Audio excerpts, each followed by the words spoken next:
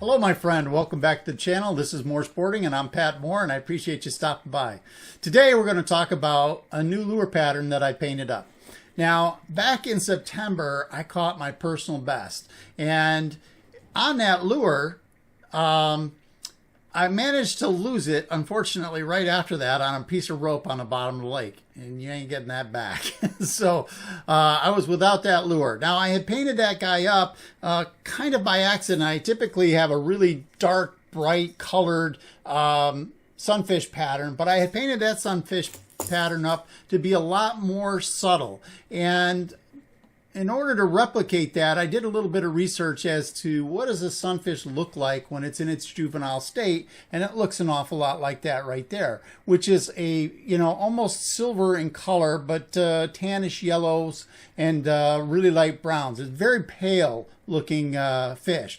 And I looked into what a perch looks like in its juvenile stage, and you know what? It looks an awful lot like that. So I thought, well, what does a smallmouth bass look like in its juvenile state? It looks an awful lot like that. So I thought, well, maybe I should paint some more of those guys up that look like that, because I noticed when I caught that personal best, I had been trying a couple of other lure patterns, the same style lure, but just different colors, and they weren't getting bit. But this guy, as soon as I put it on, I almost instantly started getting bites. So I had to have some of these guys in my tackle box, of course. So that's what I painted up. So stick around. I'll show you how I painted it up. Hey, and while we're at it, hit the like button and subscribe if you can. Very much appreciated. And if there's anything in this video that you'd like more information about, or you think that I'm nuts for doing, by all means, put it down in the comments section. I would very much appreciate that. Thank you very much. Here we go.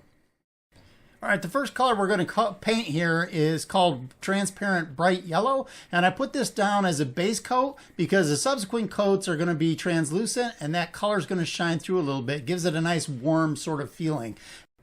Layering of the translucent paints is not something that you see a lot of lure painters do, but I think it's a nice, unique look. And I like the way it looks, so that's why I do it. And here I'm going to paint up all of these lures at once just so you can see how many lures I'm painting. It's a lot more efficient for the clean out of the airbrush if you do a bunch at once, so that's why I do that. And the subsequent colors, I'll just give you a short clip from each one just so you get an idea of what color I'm putting down and how it looks. All right, this next color is Transparent Bright Red, and I add a little bit of glazing medium on there because it makes it more translucent. And don't get too excited. I don't use the Createx thinner. I just put water in that same bottle because it's easy. So yeah, I thin all my paints with just a little bit of water if I need it. I usually spray at a pretty high pressure, so I don't normally need a lot of thinner.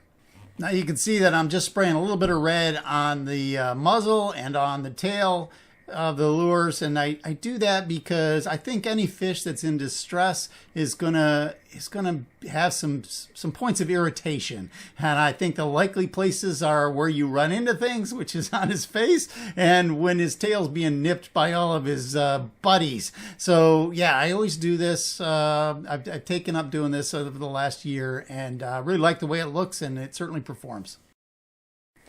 The next layer is going to be Pearl White, and I use Createx colors for this as well. And the Createx Pearl White is really quite translucent, so it does take a lot of coats. So I didn't make you suffer through that. I put 4 or 5 coats on them with a special emphasis on the belly. I want that nice and bright white, and yeah, it is a subtle finish. You can see the red shining through just a little bit, but that's exactly how I wanted it. All right, the next color I'm going to layer on here, it might have ended up being superfluous because I put a lot of colors on top of this, but I like the way it looks, and for that little bit that shines through, maybe it was worth it. But this is a folk art paint, and it is an Aqua Flash. It's a 5130 Aqua Flash, and it's a light aqua color, obviously, and it's also translucent color. And I think I added a little bit of the acrylic medium to it to make it even more translucent. I think I put 2 really light coats on these just to give it a little bit of a bluish green tint in the background. Because of all the coats, they were really soft, so I let them sit overnight so I could apply this stencil. So what I'm using as a stencil here is a web mesh ribbon, and it was sort of popularized by Baker Builds. He's got a fabulous Facebook page that everybody follows, and when he came out with this video using this ribbon, it became impossible to find almost overnight. Now, I was lucky enough to find it on Amazon, although I've looked since and I haven't been able to find it again. Maybe now for you guys you could find it, but that's what it's called, web mesh ribbon. It's a foil ribbon, and it works great. It gives a nice random sort of texture pattern to the baits, and it works great as a background for exactly what we're using it here for, a sunfish pattern. So I love it, and we're spraying on a light brown color that I had to hand mix. Sometimes I just don't have what I need right off the shelf, so I mix this up. Now you can get a brown by mixing 2 opposites colors, like blue and orange together will give you brown. You can use yellow and orange with a little black in it, also gives you brown. And I don't know exactly how I mixed this up. It was something like that. And then I added a lot of gold flake to it as well, because I wanted it to have sort of that iridescent shine to it as well. Now, I don't give you a really close-up look of what this looks like after I've sprayed it. I apologize for that. I will do that at the end of the video, so stick around for that. You get a really good close-up of everything that it looks like when it's completed. I should also mention that using these alligator clips, you have to be real careful. They scrape the underlying finish really easily, and I have a few spots on some of the lures where they got scraped. But hey, that's nature, you know. That's what it looks like. It's not all neat and orderly. So if a couple blemishes in the lure, that's fine. Just you have to deal with it.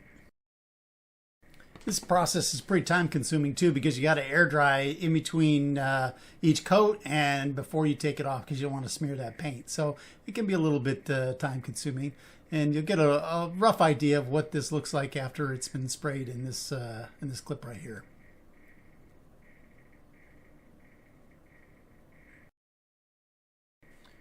After a quick review of my source material, I decided that the light green that I had put on there earlier just wasn't enough, and so I decided I was going to add a little bit more to the top. So that's what I did.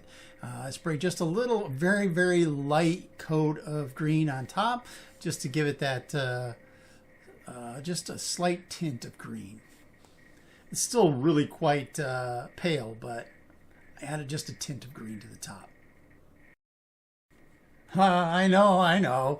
Some of these are slightly more green than others, but you know, variety is the spice of life. Not every fish is going to be the same color. So I don't get too wrapped around the axle about stuff like that. Okay, the next step is to put the vertical bars on, and I struggled a little bit trying to decide whether I wanted wider bars or skinnier bars. I ultimately went with the skinnier bars. I think that just fit the source material a little bit better. And it's a little bit tricky to keep this as pale as I would like. So I did get a little heavy-handed in some cases, but overall I think they came out all right. What I do here is I typically paint one side first, and then I clean off the stencil and I bend the stencil so it wraps around the lure blank the other direction. And so that this is, we're going to do all of the right sides first, and then we'll go and do the left sides. All right, on the left sides, the trickiest part is to get the bars to line up. Now, I say things aren't neat and tidy in nature, but they are typically symmetrical. So it's best that if the stripes line up going from the left to the right, it looks so much better. Even for me, who I'm fishing with these, I'm not trying to sell them. I still like to have the bars line up. So yeah, it takes a little bit of effort to make sure that happens, but it's worth the effort.